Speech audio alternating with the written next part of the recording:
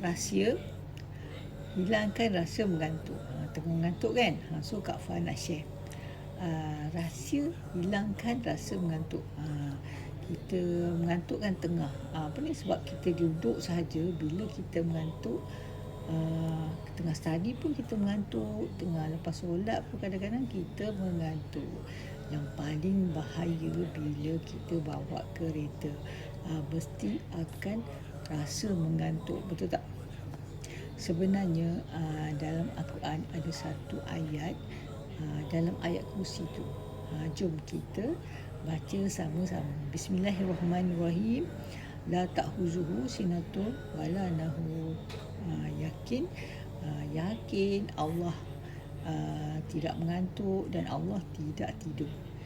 Dan bila kita baca tu, masa mengantuk tu, kita tarik nafas, lepas tu baca, tarik nafas lagi, dan kita bacalah la ta'khuzuhu sinatu wala nahu.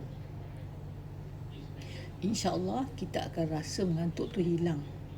Kena yakin lah kan. So percaya hidup itu kena hebat. Dapat sesuatu boleh share dengan kawan-kawan di luar sana supaya sama-sama dapat pahala dan amal jariah. Okay, bye-bye.